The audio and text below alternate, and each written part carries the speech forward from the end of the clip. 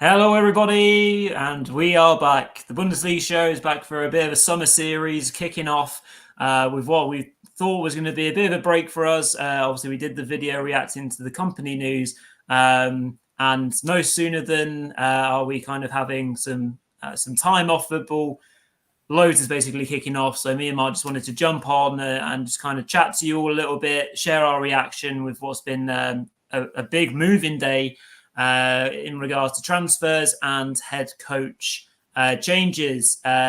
So first of all, thank you all for jumping on and watching with us. Mark, how are you doing anyway? Yeah, not bad at all. Obviously, the big kickoff tomorrow, isn't it? Yeah, it was just out in Nuremberg earlier in the centre, and there's a lot of Scotland fans as well knocking about, which has been quite interesting. So yeah, obviously Munich, just a short train journey away from here in Nuremberg. So yeah, getting really excited for that for tomorrow's big kickoff. But obviously we've got Bundesliga news as well, haven't we, Rory? That we do. So yeah, the big news that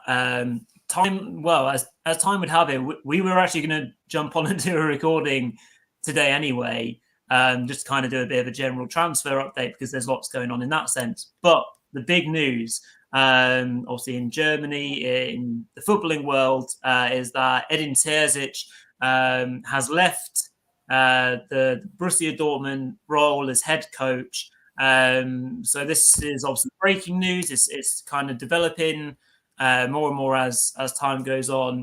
The basic details and hooks and crooks of it are that Terzic had a meeting with the powers that be last evening and offered up his resignation, or basically asked for Dortmund to terminate his contract with immediate effect, and the club agreed to this request. It's now expected, Mark, that Nuri Sahin is at least going to come in to the role for now and cover things as well as a bit of a cover, but also the more that I'm reading is also maybe becoming more clear that Sahin might get the job. We'll come to that in a moment.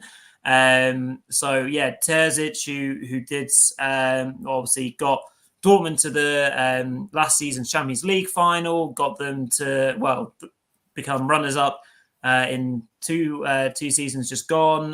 Won the Pokal, of course, with Dortmund back in 2021. But ultimately, it's the end of the road for Terzic and Dortmund. They're now going their different ways. First and foremost, Mark, your initial reaction to this big breaking news story. Yeah, shock basically, because obviously it's about 2 weeks on from the Champions League final now, and obviously that fantastic run that the BVB managed to do against all expectations, getting to the final of the Champions League. It seems as though the kind of wheels in motion started with it straight after that. He actually came out and said that he requested a board meeting after that game, and that he believed actually that after 10 years in the BVB system, that he actually wanted to move on, and basically he believed that somebody new should come in. But to me, there seems something a little bit strange there, in truth, because it all seems to be moving relatively satisfactorily in my eyes for BVB. I mean, the squad is in a bit of a transitionary phase, with obviously the likes of Haaland, Bellingham leaving, Sancho potentially as well.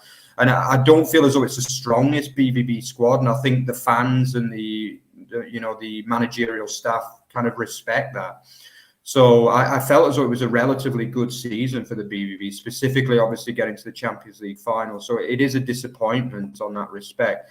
I felt as though Terzic had a very, very good system, especially in the big games. I was really enjoying his performances against the likes of Bayern, Leverkusen as well. They put in 2 good performances this season. Those famous wins against Paris Saint-Germain with those back-to-back 1-0 wins against all odds. And I felt as though he was building something, particularly in the second half of the season. But obviously that's gone now. I mean, Nuri Sahin, BVB doesn't have a reputation of bringing in big-name coaches, do they? I mean, they really don't like the kind of superstar coach. I guess the closest they would have got to that in recent years would have been probably Marco Rose, who obviously had a good reputation at Gladbach. That didn't work out in that season.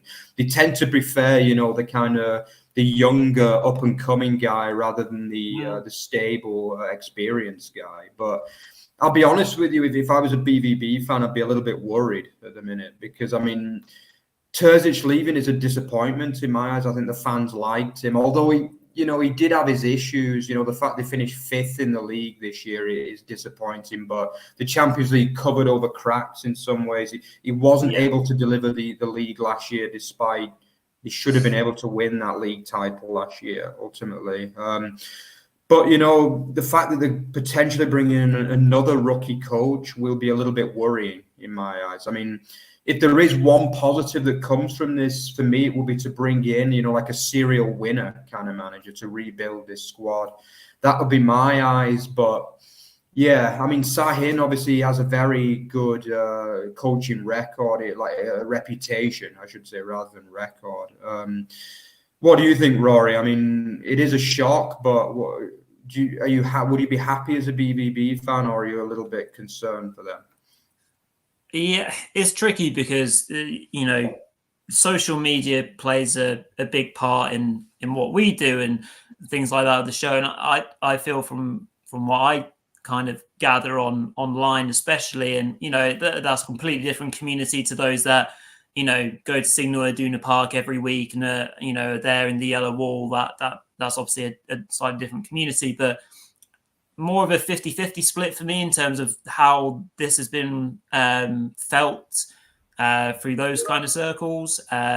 So I think, like you say, it depends if you're glass half full or glass half empty, because you already mentioned all the things, how he did and how the Champions League papered over cracks, but that was such a good achievement. And, coming second 2 seasons ago, obviously right into the last day of the season, but other people call that a bottle job, and him losing the league, which is obviously is not his fault entirely. So yeah, I mean, one thing that kind of friend of the show, Yasmin, who we have a really good relationship with, she put a really good point online earlier in the fact that she doesn't feel that the Dortmund board helped Terzic a lot with the change of role that he had, obviously, when he came in initially to win the Pokal, and then he got his role changed, didn't it, when Rosa came in. And then he's came back when Dortmund needed him, and he's done an okay job. But I think 5th in the league, and the way that they played most of the league season, it was a real worry for me particularly. So yeah, I didn't expect him to leave. Like, I've literally only just got back from my holidays and seen this news, so that's obviously why we wanted to come on and do this anyway. But yeah, Sahin maybe coming in is an interesting one. Obviously, there are bookies saying waffling on about Klopp or Tuchel. Klopp won't come back. Tuchel might fancy it, but again, like you said, Mark, is he the right name? And he is a big name, and he is a winner as well. So maybe that fits the profile a little bit. But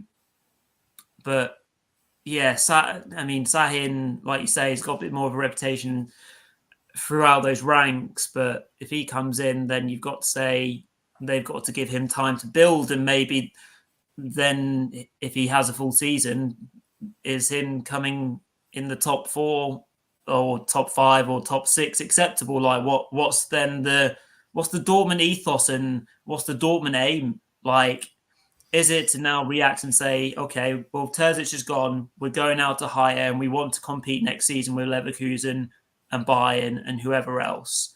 So it really depends on what is the message. I really don't know at this point, because there's so much up in the air, it feels like, with Dortmund. I don't know if you think the same way, Mark, because I don't know if we're doing predictions today about next season, I couldn't tell you where I think Dortmund would come.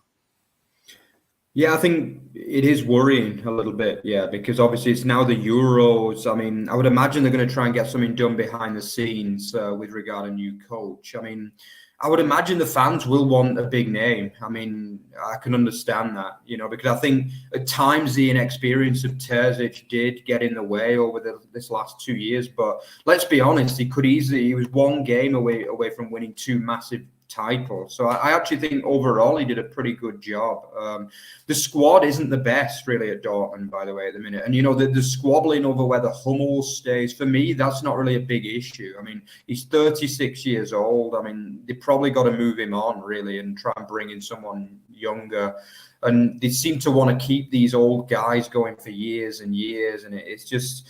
the squad isn't really that good. That is the truth for Dortmund at the minute. I mean, we don't know what's going on with Sancho, for example. Is he going to be staying another year? They can't afford him, but, United, he's probably not, obviously with Ten Hag now staying at Man United, he's probably not going to get a chance there. So the guy's got to take a pay cut, basically. I mean, he's not a 200, 300 grand a week player anymore. It's as simple as that.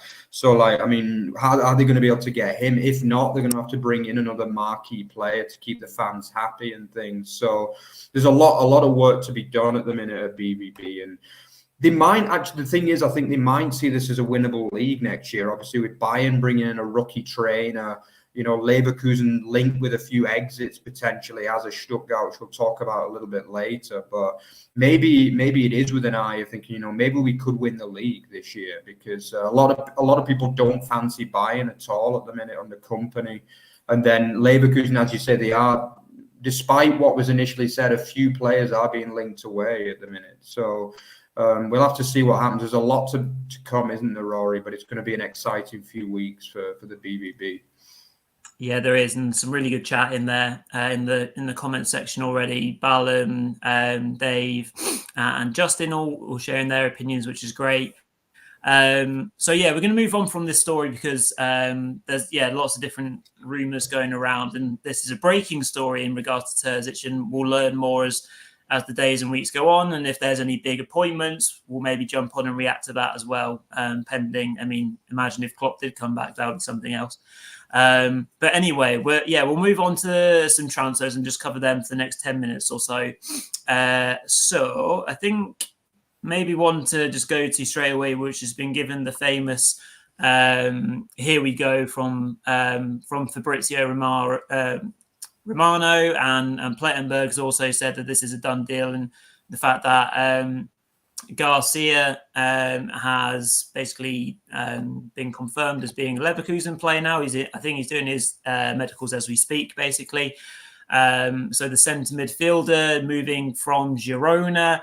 Mark, a really impressive centre midfielder, and this is a player who will really add a great deal of depth to already a massively strong centre midfield area of the pitch that Leverkusen have, but they're not wasting any time getting some good business done before the Euros. Just one that maybe covers positions if we're talking about depth of, them being in the Champions League and beyond. They did this really well throughout of last season, but again, just a really smart and good signing to get them going. Leverkusen showing real good ambition as well there. Yeah, I think this is a really impressive signing, to be honest. Yeah, I think obviously we've talked about the fact that the Champions League's been expanded as well to 8 group games effectively now. So there's more games in that. And I think also he's a quality player as well. Let's not forget he was on Man City's books as well. And I know that a lot of Man City fans held him highly in regard as well. But obviously with City's squad just being so ridiculously packed with quality, he was never quite able to make it at the club. Although he did make 4 league appearances and a few Cup and Champions League appearances too for the citizens. Then, he actually had a bit of a strange career after that. He ended up at Dynamo Bucharest, which is like pretty random, basically. And then Eibar, and then in the end, Girona, where he kind of rebuilt his career, really, after that. And he's actually got himself called up for the Spain team as well. He's racked up 2 international appearances. I believe he wasn't included in the initial squad for the Euros, but I guess he'll be on a standby list in case there's any injuries there. So he's clearly a defensive midfielder that's very highly thought of in Spain. And for that Girona side who finished 3rd against all odds, basically nobody thought they were one of the big shocks of the season, really. So You know, I'm excited to see him. I guess he'll provide cover for Robert Andrich. I think he's a similar kind of player to him, like a kind of defensive, tenacious midfielder. I wouldn't imagine it would mean that anyone's going to move on, because I think they are going to look to bulk up that squad. Obviously, there's a lot of funds in that club right now. I mean, they've got money from winning the league, money from winning the cup, Champions League money coming back in, as well as the Bayern investments as well. So this is not a club that's lacking funds by any means. So I'm excited for this one. I think, obviously, maybe the fact that Xabi Alonso is there is the reason why he decided to sign for the Werkself. He was also linked with the Premier League, the likes of West Ham as well. But I think it's a good move for him and a good move for Leverkusen in my eyes. Yeah, and then speaking of, obviously, Leverkusen, there's lots of chat and connection between them and Bayern right now, because Bayern, what I feel is going to be a really new look Bayern at the start of next season. I think it's going to be a drastically different starting 11. Hugely linked with Jonathan Tah. It sounds like this is Bayern's number one priority, certainly from a defensive point of view, although we'll talk about Ito in a second.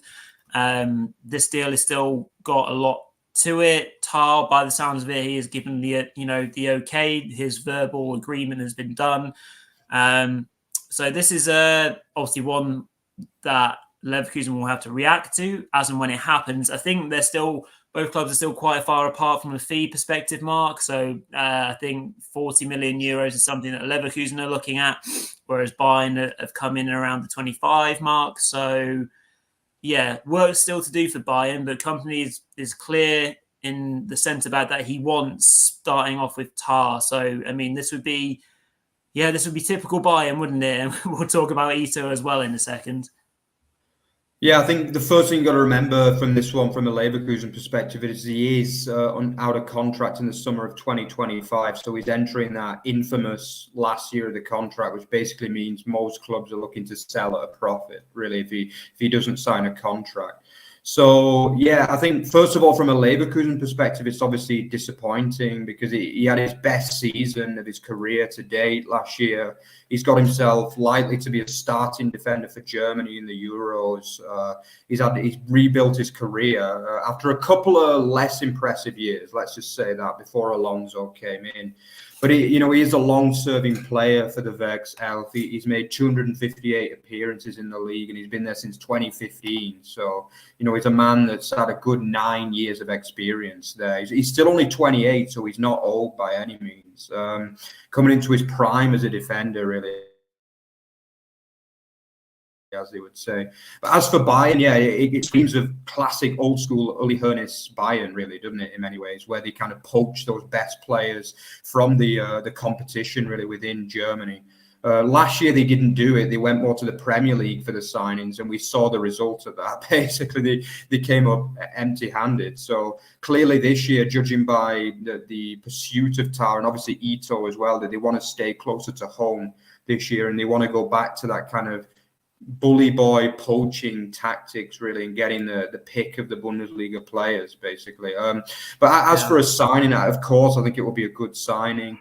They've had massive problems at centre half in the last couple of years. They really have. The aging Manuel Neuer as well just isn't proving that trustworthy pair of hands as well behind a struggling defence. De Ligt is also linked with a move out as well. So let's not forget, this could be a replacement effectively for De Ligt. But to be honest, one thing I will say is that Tah is a confidence player in my eyes. I don't think he's a guaranteed successful player. I think he's a man that needs confidence, and he has had dips in his career, very, very big dips. And I would say it's maybe not, from their perspective, the perfect signing, because he's been known to suffer confidence lapses in the past, let's say that much. So while he has the fantastic attributes, he's not a guaranteed success for me. And I think if they can get him for 20-25 million, it's an amazing signing. But 40 might be a little bit steep, I would say. Well, what do you think, Rory, on that one? Yeah, it's like you say, when you're talking about De Ligt as well, and looking at just the age profiles. Yeah, he's a great centre half, and there's obvious reasons why Bayern would want him. But yeah, as you say, there is that potential for it not to quite go right. And moving on to Ito as well. Like at the end of the day, that came out of the blue for me. Obviously, they've triggered his release clause, and he is as good as a Bayern player now. Like Ito as well. Ito's a very raw player. His development at Stuttgart came out of nowhere. They got him from a second team Japanese outfit, and they signed him to basically have in the second team at Stuttgart. But his development was so quick. He's obviously come through and had some great seasons. I wouldn't say he's had 2 seasons to merit going to Bayern, though. I think Ito has mistakes in him.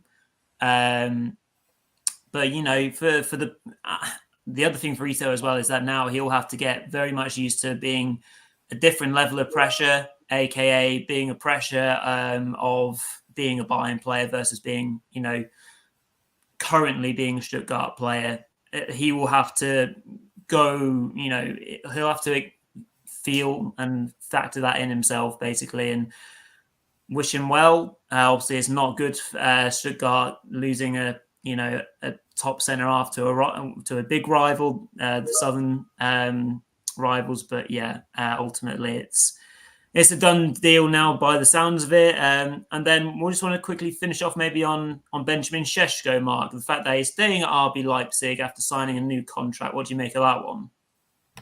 Yeah, I was really happy to hear this news, to be honest, because obviously we hear a lot of news about players leaving, and sadly it seems like this year is going to be no different, that we're going to see a lot of top players leaving the Bundesliga or potentially going to Bayern as well. But yeah, this was a nice piece of news to hear.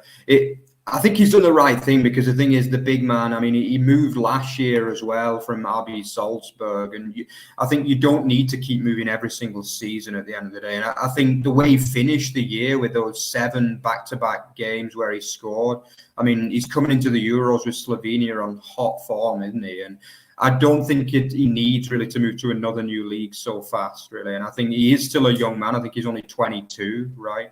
And I do believe that he will have probably not as long as he's signed for, but I think he'll have at least another year in Leipzig. And I think he's going to be a player to watch out for, definitely. I think it's going to be similar to Nkunku when he signed that year deal, and basically everyone knew that he was off after a year, basically, because we all know that, unfortunately, and I'm sure Justin will agree with me on that, but I think, yeah, he's not going to probably see out that contract until 2029. But it's good news. It's good news for Leipzig. It proves that Leipzig are building a reputation now as a team that can really develop players' careers, and they're starting to be taken seriously by teams in Europe, and also by players as well. Like, this is a club that's built a reputation where they can develop you into being a top player. It's as simple as that. They play attacking football.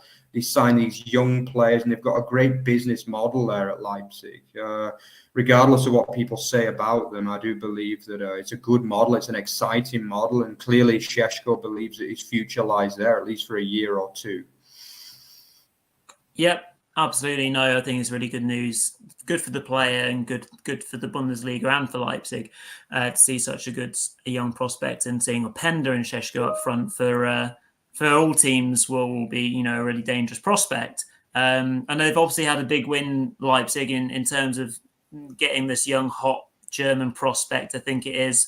I forget his name. Let me just. Uwe Draugo, I think. Yeah. Yeah, I'm glad you pronounced that, because I would have butchered it if I even got anywhere near it. But that's another big win for Leipzig. So yeah, a couple of big bits of transfer news for them in the last 24, 48 hours. So some really good stuff for RB there, absolutely. And then, one thing that I just wanted to comment on as well, and maybe see if you had an opinion on this one, Mark, was that Union maybe going back to Union ways and signing Croatian striker from Wihen, Wiesbaden. Not sure if you saw this chap when you went to watch, Mark. Ivan Piatin. Piatin, I think. Piatin, I think they say. Like, yeah.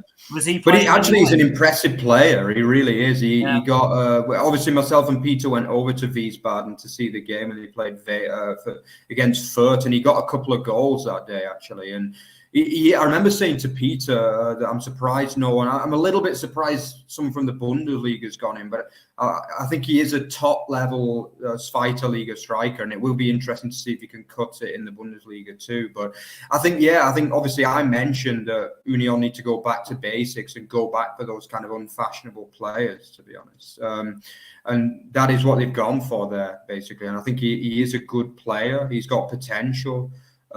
He's a big, massive centre forward. He's like, 6.5 feet, massive centre forward. And he's got a great finish on him as well. And I will be interested to see how he does. And he's definitely an old school Union striker. So that's an interesting one. Yeah, good stuff. Yeah, apologies if people can hear my teams going off. I am actually on annual leave, but I can't help the team's notification keep on going. I know, Dave, you picked up on that, so no, I'm not supposed to be working, luckily. But yeah, that pretty much covers everything that we wanted to talk about today, I believe, unless I've missed anyone out. No, I think obviously there's lots of movement with Bayern at the moment. Don't know why we said that De Ligt might be involved in a move now because of what happens with the centre-backs, and Paulinho as well coming from Fulham. That looks like that saga will develop as well.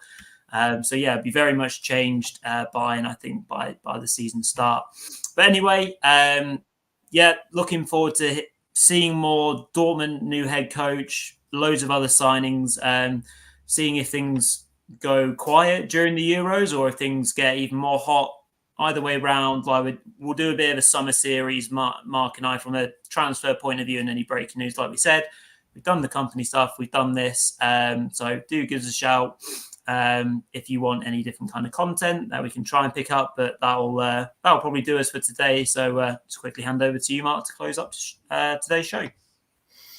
Yeah, so obviously, as Rory mentioned, there won't be regular daily shows coming up at the minute, but we will obviously keeping you in touch as well over the social media and things about anything that. So keep make sure you subscribe so that you can basically keep in touch with when we've got shows coming. A lot of them will be kind of last minute as well. They probably won't be prepared like weeks in advance, these ones, but we'll keep you in touch and keep you updated so we don't have a long period without shows this summer. Obviously, don't forget to like, comment, and subscribe as well.